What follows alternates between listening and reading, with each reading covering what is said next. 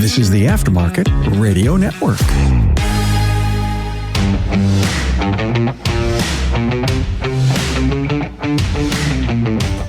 Welcome to another episode of Business by the Numbers. I'm your host, Hunt Demarest, CPA with Paar Melis and Associates. So we can all breathe a sigh of relief. The bill to increase the debt ceiling has officially been signed, so the government is free to spend more money for the foreseeable future. How did we get there? What does that mean for you? And did anything come out of that was surprising? Is exactly what we're going to talk about this week. Before we get into that, I want to have a quick word from our partners who make Business by the Numbers possible. Did you know NapaTrax has on-site training plus 6 days a week support? It all starts when a local representative meets with you to learn about your business and how you run it. After all, it's your shop, so it's your choice. Let us prove to you that Trax is the single best shop management system in the business. Visit them online at napatrax.com. That's NAPATRACS.com. If you're looking for a full-service staffing solution that does everything from sourcing, qualifying, creating job descriptions, scheduling interviews, to negotiating job offers, Promotive is your answer. Visit them at gopromotive.com. So if you haven't been paying attention, Congress has been bickering for months on trying to pass the debt ceiling increase. And so we've talked about this in previous episodes. I think I did an entire episode on how do we get to the debt ceiling, what makes up this, why does it keep on growing? But for those of you that missed that episodes, a little bit of kind of context here on how we got there. So the debt ceiling, essentially what it is just like you would have for a line of credit. So there is laws put in place that says, hey, we are not allowed to borrow more than enter obscene amount of money here, $30 trillion. Massive amounts of money. So just like your line of credit, if you are sitting there and you're in a position where your bank or your business is losing money on a consistent basis, like the government is, you know that if they do not increase the debt ceiling, that you're going to at some point hit this. And that's exactly where our government was. And they were forecasting this, and they were already starting to talk about this in the fall.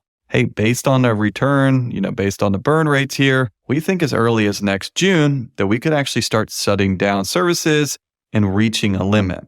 Now, the thing about a government, just like your business, is you have money two different ways. You have money from what you make from profits of the business, and then also you have availability of borrowing. Now, the government is making its revenue generally mostly from tax dollars, but also investments as well. And then their shortfall comes in the form of debt, whether it's selling bonds, treasury notes, true loans and stuff like that. Now, the issue is that we had reached a level that we weren't allowed to go past. And the government said, hey, we need to sit down and we need to pass this debt ceiling bill because I get it. We have a imbalanced budget. We're operating a deficit every single year, but we can't stop this fast enough. We cannot cut expenses, slow down programs fast enough to kind of avoid this. So everyone knew this was inevitable. We knew that the debt ceiling bill had to get passed. It wasn't a matter of if, just when. So the big thing that we were trying to avoid here is if the government runs out of money, like I said, the first thing they start doing is shutting down non-essential services. Where can we cut expenses? Now, the big one, and we saw this during COVID, the first thing to get cut is always going to be national parks. For whatever reason, national parks are the first one to get shut down. Now, I don't know why it would be national parks. It seems like a national park obviously serves a lot of purposes, but also can't be super expensive to operate. If you've ever been to a national park, yeah, they have park rangers, but maybe one employee for every 1,000 square miles or something silly like that. But non-essential services get shut down. Obviously, at some point, essential services will get shut down as well, but the easiest stuff gets shut down first. Now, what the big thing that people were concerned about is if the government doesn't have money, it doesn't have money to pay the interest or the principal payments on the current debt it does have. Now, right now, the US dollar and securities related to our economy, our government on it, are very highly regarded. They pay very high interest rates in comparison to, other countries, and also it's deemed as a risk-free investment. The standard for risk-free investment, when you're doing valuation and stuff like that, is generally the 10-year Treasury bill because it's never defaulted in the past, and so people think that it never will default, and hopefully it never will. Now, what happens even if there is some inkling that there is possibilities that the United States might default on its debt or miss a payment? just the thought of that would send shockwaves around the world that some people argue could have done irreparable damage. If there is a one-time, event in history where the United States defaulted on debt, even if it was for a week, that mark is going to be with us forever, right? The reason why it is so attractive is we have a 100% success rate. We've never defaulted on our debt whatsoever. So now we obviously get to the general politics of this. Republicans control the House, Democrats control the Senate, and obviously the Oval Office as well. So we have a split Congress. Now, Democrats still hold a majority, but not a large enough majority to hold this, to pass this stuff unilaterally. So we needed both support. We need support on the Democrats. We need support on the Republicans. And if you've heard this story before, of course, they can't agree on anything. So what ended up happening is, specifically the Republicans on this one, is they knew that the Democrats needed their support in order to get this passed. They cannot get any of their own agenda passed on their own because they'll just get vetoed in the Senate. Even if it somehow gets past the Senate, it'll definitely get vetoed at the White House, and they don't have enough to overturn this veto. So the Republicans saw this as an opportunity to enter some legislation, and some Democrats did as well. Hey, we know this needs to get passed, and just like we saw in the PPP stuff, the COVID, hey, if you want this stuff passed that we know everyone wants to, then you need to throw in this little thing. And, there's been tons of stories that came out about this, of whether it was the first, third, fourth, fifth different, spending package for PPP. These bills were like 900 pages long. 98% of it had nothing to do with PPP. But if you wanted support from, the Democratic senator from South Dakota on it, you had to put a little bit of an earmark in there that they were going to get funding for their geothermal plan or counting the amount of yellow reindeer that they had coming across the borders. I mean, just really, really wild stuff in here. But this is our politics. We're so used to this that I'm not sure what it's called, pork barrel, something like that, where it's, hey, if you want this passed, you scratch my back, I'll scratch yours. So more or less, they've been arguing about this pretty consistently for months. But the big deadline was coming up here because earlier on this year, Janet Yellen said that she anticipated that they could start to see some effects of this in June. Here we are in June, and we knew that time was of the essence. So they finally did get this passed, as no one is surprised by. But just like I said before, everyone knew that there was going to be more parts of this deal. I will be fully transparent here, and Tracy, if you want to include this in here, you can, but I had actually recorded this episode, probably verbatim last night on it, and found out that my hard drive was full about halfway through, so it didn't record any of this one. So you guys are getting the second go around. But I want to talk about the deal itself, and there's actually a headline that came out here regarding one of this that I did not know yesterday that I did now, so you guys get the added benefit of, you can see this full circle on this. So honestly, the deal itself did not have that much extra stipulations. Everyone was kind of interested to see what else was going to be thrown in there, but there wasn't really majorly any differences, or I haven't read the bill on it, but majorly differences that were reported out to the general public. So, like I said, Republicans had a lot of kind of sticking points. There was some ridiculous ones that they threw out there where it's like, come on, guys, there's no way that they're ever going to okay this. But again, grandstanding is exactly what we're, I guess, not paying them, but somewhat paying them to do here. But on the Democratic side of it, Joe Manchin was the big sticking point for the Democrats. Long been an enemy of the party because he doesn't generally vote down the party line. He's a senator from West Virginia, and if he thinks that's good for his constituents and the people of West Virginia, he's going to vote for it. Now, he is also very fiscally conservative, especially for a Democrat. And so no matter what the spending bill is, he's always going to make it painful. He's always going to make them work for it because in principle, he just doesn't want this stuff. So what he put in there is some legislation surrounding a 300-mile gas pipeline. And essentially what the gas pipeline is, I'm not sure if it transports acid or if it transports actual petroleum products, but I believe it's some sort of waste associated with petroleum products and coal. Remember, we're thinking about West Virginia here. West Virginia is coal country, and I know that everyone wants to go to renewable energy and everything. Realistically, we're not there. We're not there anytime soon. We don't have the infrastructure. It is not fiscally responsible to do it, and honestly, not possible in most places. So whether you like it or not, coal is here to stay, and they've gotten so good on the clean coal that there's a lot of arguments where it's like, hey, it is as bad as what kind of the reputation of coal of people covered in soot and all kinds of stuff like that. So years ago, and West Virginia has been really plagued by this, years ago they had approved this pipeline. And obviously who's against this pipeline is the environmentalist side of it. Do they just not want to make coal mining any easier, any more profitable? Or also, where is this pipeline going to be running through? Obviously, it's not going to be able to be run down through very densely populated areas because that land has already been spoken for. So this is going to be running through undisturbed nature, streams, stuff like that, just like anything would be. Now, it should all be contained and hopefully nothing ever happens to it, but obviously there was a big environmental concern. So what I'm getting to here is this has been approved for years. This pipeline is officially, from the government's point of view, already been approved, already good to go. However, what has happened over the years is every single time that they got the green light to try and go get this pipeline, some different special interest group, some watchdog, some municipality was taking them to court. And so long story short, this pipeline has been approved and has been approved for years, but it's never actually been able to move forward at all because every time they go to do something, they get sued and they get taken back to court. So Joe Manchin saw his opportunity here and went for it. He knew that, hey, you guys want to get this passed. I want to get this pipeline done for my constituents on this. So if you want my vote and you need my vote, you need to put stipulations in here that, yes, this pipeline has already been approved and make it immune from any sort of current legislation or current sort of complaints in the courts and any future complaints as well. Essentially, stop blackballing this thing. It's going to get done and don't allow anyone to challenge it. And he succeeded on that. NapaTrax was built from the ground up to make your business more profitable and efficient. They provide an extensive set of tools to increase and track profitability in real time. NapaTrax offers the industry's best post-sale support, hands down. They train your people on site. Yes, on site. They also offer remote refresher training 10 times a week, and customer support is open 6 days a week. Give them a call, visit them, or join our Facebook community today to learn more. They'll prove to you that Trax is the single best shop management system in the business.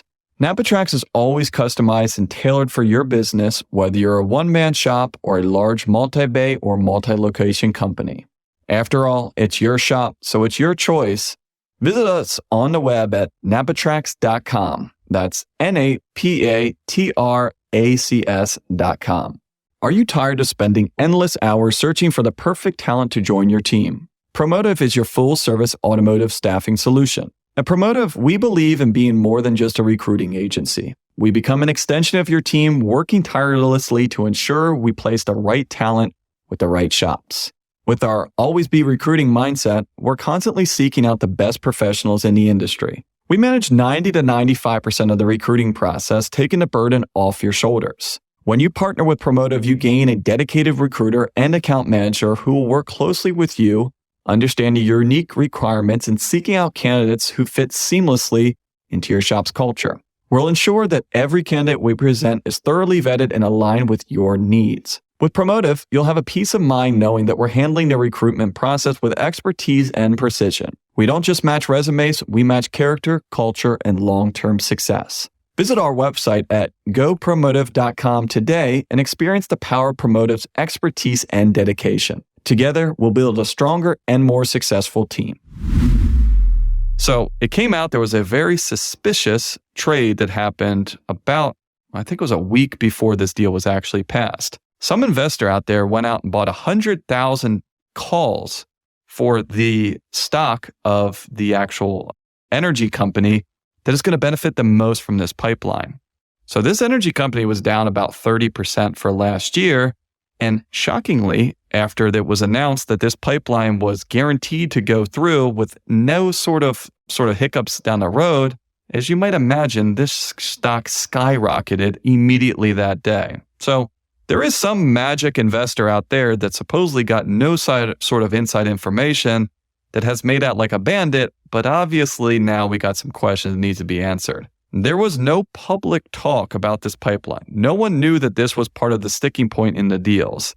Now, there's people arguing that, hey, we knew that Joe Manchin was going to do this. This is one of his biggest topics, and he was waiting to have the right amount of leverage. So people that follow politics probably could have guessed this, but the amount and magnitude of what this is is obviously going to draw some questions. I'm not accusing Joe Manchin. I'm not accusing the Democratic Party of anyone doing anything nefarious here, but I got a good laugh out of that. I have to laugh here because then I'll just cry because I had to re-record this episode. But who knows? We'll see. Maybe it was Joe helping a friend out here, and maybe he's going to go back and yell at them and say, hey, maybe next time buy like 1,000 calls, 100,000 calls on this one for a very kind of obscure stock is going to draw some attention. So that was really the big thing on the Democratic side that got added in there. The rest of this stuff was on the Republican side. So like we were talking about, we are running a constant deficit and have been for a long time. So we know that the national debt is going to need to be increased and continue to be increased. And obviously on the Republican side, while I don't think that many of them are truly that fiscally conservative anymore, there has to be some sort of hand slapping where they say, all right, if we're going to increase this, you have to show us signs in the future that you're not going to be back into the same spot. Now, this is way too big of a ship to turn around. There is too much in this government now. It is so bloated that there's no way you can balance the budget this quickly. So a lot of what they were trying to do was maybe symbolic in nature. Hey, all right, if you want us to approve this, at least show us that you can be a little bit more fiscally conservative and where can we cut some of these costs. So the first one on here, and the one that you and I might be most excited about, is remember we had that story where the IRS was going to get $80 billion of new funding over the next 10 years, and everyone freaked out that they were going to hire all these IRS agents, that they were going to come out and audit you door to door on this, which obviously some of that $80 billion is going to go to funding, IRS revenue agents on it. But the IRS is severely underfunded. Hey, I'm not complaining. No one wants the IRS to be overfunded on this. Running by their shoestrings is fine from my book for most things. However, the administrative side is completely lacking. There was still times today where we can't call them because there's no one to answer the phones. If you have a paper return, it takes months to process, right? We have tax notices that we've been working with for years because it's just a string of back and forth letters, like we're writing our family members a long lost letter in a civil war or something. I mean, so antiquated. But that $80 billion is now down to about $59 billion. Still a ton of money, but they were able to cut off $21 billion of the pledged funding. Now, what I think that they're trying to do here is they're probably trying to cut back on all of this, but they're hoping that, hey, if we can get $21 billion, it probably works out the funding for the next couple years, and maybe after the next election, we control, both sides of the Congress, and we can wipe out the remaining. Now, obviously, why is the government or why are these politicians really concerned about the IRS? $21 billion is a lot of money. In the grand scheme of the budget, it is absolutely nothing. Also, most of these guys are extremely wealthy. Most of their donors, most of their friends are extremely wealthy. Do wealthy people want the government and specifically the IRS to be overfunded or underfunded? Probably guessed that right. No one is going to be crying the blues that the IRS is getting less money. Now, on the other side of it, there is some concern there that, hey, you know what? Funding money to the IRS actually doesn't cost anything because if we can kind of find tax cheats and people avoiding this, then it should pay for itself. But I'm an accountant. We don't need to give any more money to the government. I don't want to see any more audits on this, so I am not complaining at all.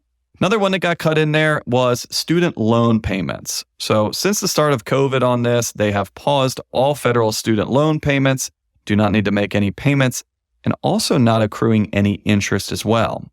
So they've kept on pushing this back. And there's a couple of times where it was pretty close that they thought that they had kind of a good spot and they were going to resume it again. And then at the 11th hour, it got pushed back. This is a very strong sticking point for both sides of the parties for opposite reasons on this. So as of right now, the way that they have this is in August, student loan payments, including accruing of interest, will resume.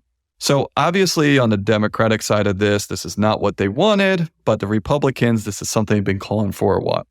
Now, we're not going to get into the metrics of student loans. I get the arguments on both sides of this. Is a debt a loan is a loan on this, but I've seen the cost of education. It is exorbitant. They don't educate people on really what they're signing up for. And if it was anything other than schools, it would be illegal because the lending practices are truly predatory. My big sticking point is, hey, I agree this stuff should be forgiven. I agree that this is something that needs to be fixed. However, I don't think it should be taxpayers' dollars doing this. Get it back from these schools. I mean, there is schools and universities which are charging outrageous tuitions and have an endowment big enough that they could avoid charging tuition for the next 400 years. I mean, seriously, why are we as taxpayers going to pay this back? And the university is the ones laughing all the way to the bank. But that's my tangent on student loans. So might not affect you because you might not have a student loan. Could be affecting your kids. It's definitely going to be affecting your customers. Some people out there have student loan payments, which are as big as mortgages. They haven't had to pay for 3 years. And I'll tell you, I doubt that they are setting that money aside and budgeting that. It's going to hit them like a ton of bricks. So obviously, it's going to be a downfall for people that have student loans, but for the government side of this is going to be a pretty good income generating. Federal government is the largest holder of student loan and student debt.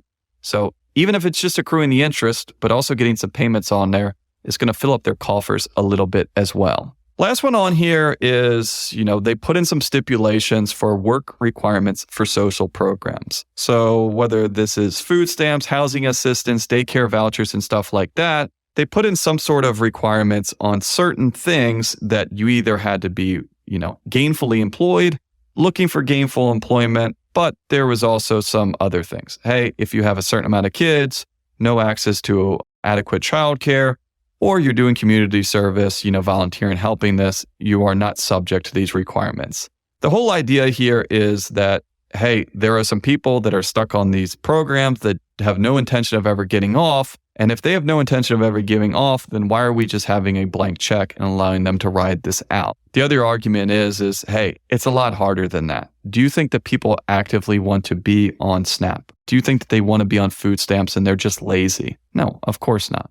Are there some bad apples that are abusing the system? I'm sure, but it's hard for me to even comment on this. I can't imagine being in that situation. And I just find it very hard to believe that they're like, yeah, I'm just perfectly happy in being poor and I'm just lazy. These are terrible no-win situations, and especially when you got kids involved. You're trying to punish a parent who ends up getting the brunt of it. This kid that never asked for any of this stuff. So it's hard. This is a tricky one.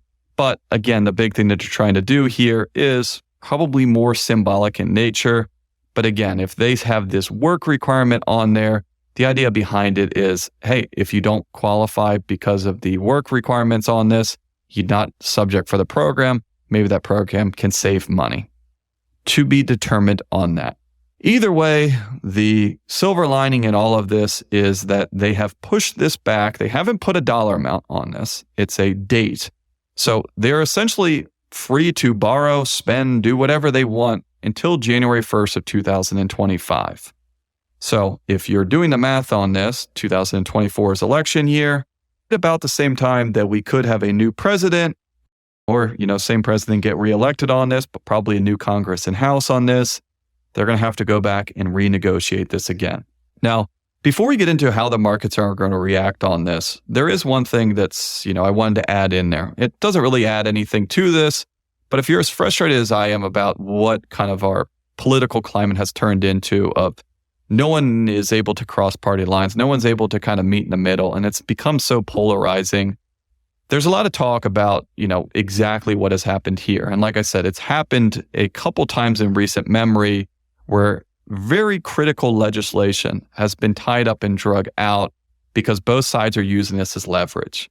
And you as an American citizen, me as a taxpaying citizen as well, are frustrated by this. We are the ones kind of being stuck in the middle of adults squabbling when we're the one that's paying the price. We're the ones that's paying the higher interest. We're the ones paying, the downside of the market corrections because of the uncertainty of what's going on here. And so they're trying to put some legislation in place that they can't kind of do what they're doing here. Hey, if you want to get this passed, it's either pass it or don't pass it. It cannot be attached to anything else. You're not allowed to use this as your own kind of personal ace in the hole here to try and get this special legislation passed. If we're going to be talking about the budget ceiling, we're going to be talking about the budget ceiling. So again, on the surface, it seems good. Do I think that they'll actually change? Probably not, but maybe they'll make it a little bit better, or at least maybe lie to us more and not admit, kind of the internal squabbles that are going on there. But either way, we have another 18 months before we have to think about this again. How did the markets react to this? What came out of this whole thing? Now, like I said, this was not a matter of if, it was a matter of when. So this did not come as a major surprise to the market. Now, we did see a pretty big jump on Friday, and some of this had to do with actually the debt ceiling getting raised and this budget getting passed. Now, while the market was almost unanimously that they knew it was going to get passed, there was obviously some baked-in reservations there that maybe the deal couldn't come through, or maybe it couldn't come through in time, and we could see a partial default or some payments getting missed there. So the fact that it did get passed gave a little bit of confidence to the market. Investors, breathed a sigh of relief. And this is probably partially attributable to the big jump that we saw, the last day of May here that actually turned May into a good month. Going up until this point, May was actually a net loser. If you can see the way my hand's going, it was just kind of sliding down for the month. And we were about 2 points down for the month. Now, with the really strong numbers that came out here, we actually ended up having May as a net gainer. Only by slightly, but essentially all the losses for the month were wiped out in one day. Some of that was this debt ceiling bill. But the bigger piece of information that got dropped in there is some of our new employment numbers that came out. So remember, the market does not react to news, it reacts to changes based on what they expect. They expected the debt ceiling bill to get passed. It did. So it's going to move, but not very much. Now, one of the big numbers that we've been looking here and talking about is jobs created, right? Because essentially, we know that the Federal Reserve is trying to slow down the economy. If you're creating jobs, if you're growing this, then that means that the economy is probably doing well. Now, they were expecting jobs to be created. Just like the U.S. economy is a very big ship, the Federal Reserve realizes that, doesn't expect everything to happen overnight. Hey, we raised rates. All right, they're going to start cutting jobs, or we're going to see jobs getting lost.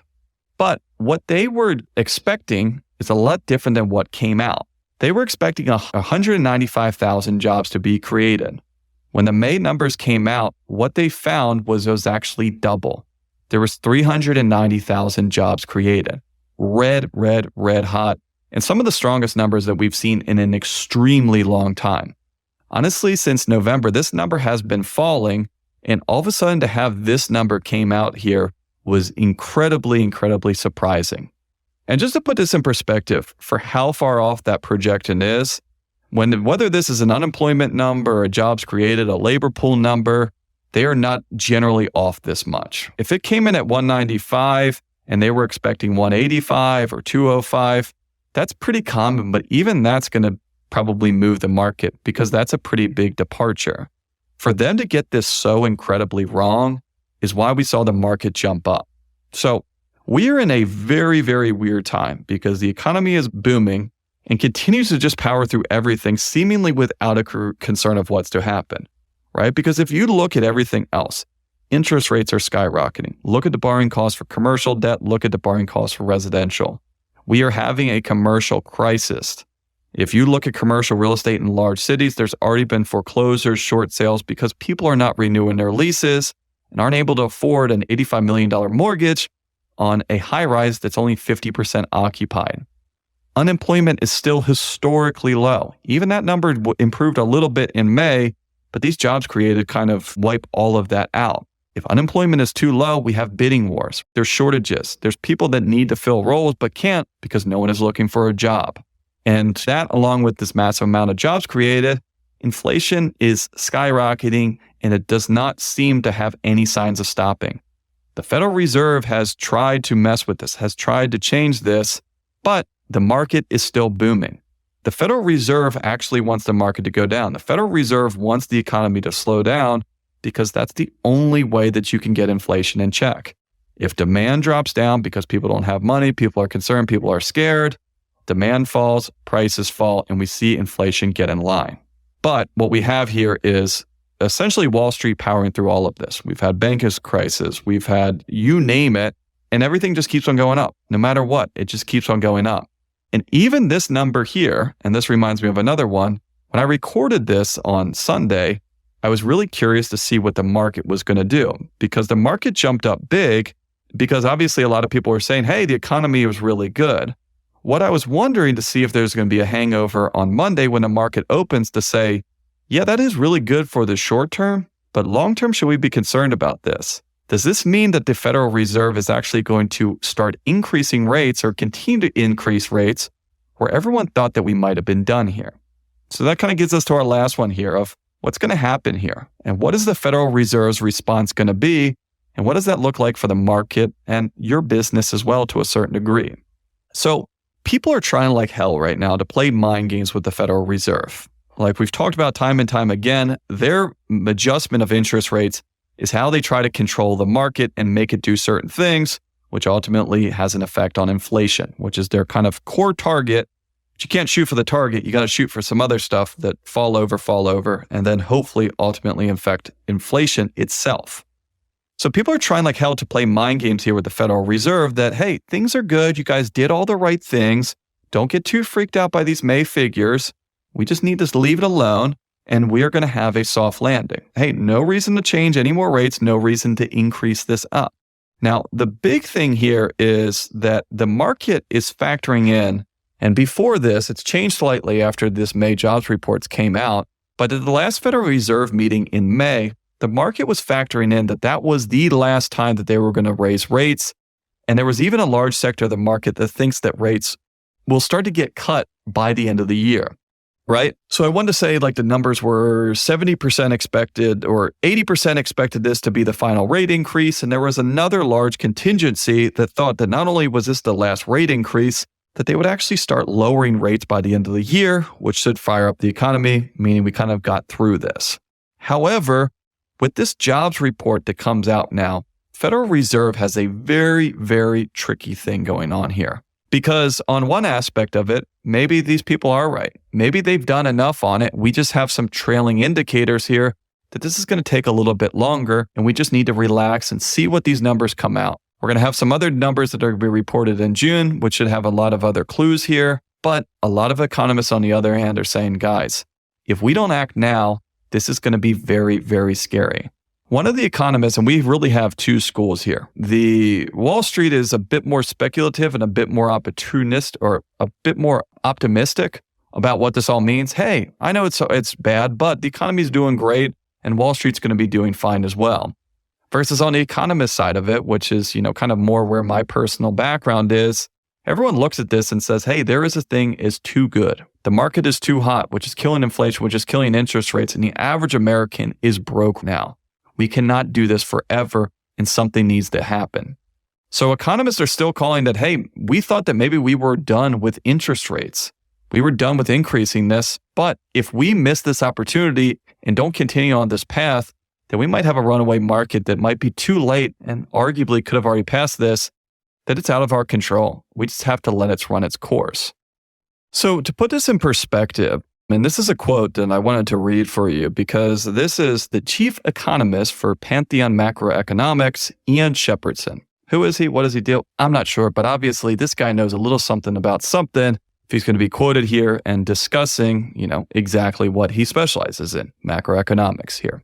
And so this is his retort for the jobs report that came out. Because like I said, it has perplexed Wall Street and economists as whole, while the economists will be a little bit more forthright to admit that. So I quote him and he says, "This is the strangest employment report for some time. Now the data suggests that economic growth is stronger than is indicated by most other monthly data.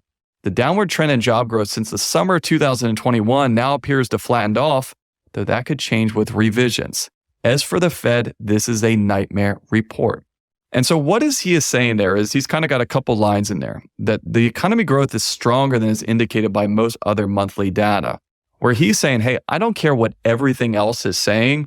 If we've created this many jobs, then this economy is booming. And even a quarter rate increase now, 25 basis points, might not even be enough. We have a time now where the Fed has to step in and has to do something strong here because we have a runaway train that if it gets going too fast, it's going to reach terminal velocity and there's no stopping this. And then his last line on there, as for the Fed, this is a nightmare report because this is not something that can be interpreted. This is not something that can be rounding.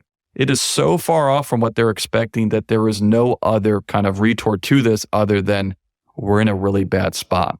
We have the next Fed meeting coming up on June 13th and June 14th, which is going to be a major thing. They really have three options here. Do they do nothing, leave this alone, and give us another month and see what the numbers come out with? Do they increase rates to say, hey, guys, the economy is still booming. We need to go up even higher and increase interest rates? And then the third one, which is almost virtually impossible, do we start cutting rates on this? Essentially what we have here is we have a balloon that's being inflated. And the balloon example is going to be a visual or mental representation of our economy. And as you blow into a balloon, the air going into it, you can think as the stock market. You can think about the economy as a whole, but it just keeps on growing. And the more and more you blow into this, the closer and closer you get to popping. Now, just like a balloon, the economy is going to reach a certain point where it's going to burst. And what happens when this balloon bursts? We have a correction, we have a recession, we have a depression on this. But just like the economy, we do not know when we get to that point. Now, if you're looking at this balloon, and right now we have a balloon that is almost impossibly full. You look at it, it's hard as a rock, and you're saying, how is this even holding on now? Is exactly where we're at. So what the Federal Reserve wants to do is they're trying to slow the increase of that balloon, right? They're trying to limit how much air is going into that. And they're doing that the major way is through interest rates, increasing interest rates. But as we've seen, no matter what they have done, it has not stopped that flow of air into the balloon. It just keeps on inflating. So the one argument is keep on doing this. We need to increase the interest rates, and maybe we need to even shock the system and do 50 basis points here and really set a strong tone of, hey, we are serious about this. But there's a downside to that as well. First off, we know that the interest rates haven't done a good job of slowing down the economy. What's to say that 50 basis points now is all of a sudden going to make a major difference? And on the flip side of it, of increasing those interest rates is going to do another major strain on our banking sector. We've already seen a couple banks fall, and a lot of people have argued any sort of interest rates increase, and honestly, probably if they don't have some decrease towards the end of the year, it's going to mean the death sentence for a couple more banks out there, but we just don't know. So that's if they do increase it. It might not even help inflation at all and might just have all these negatives on it.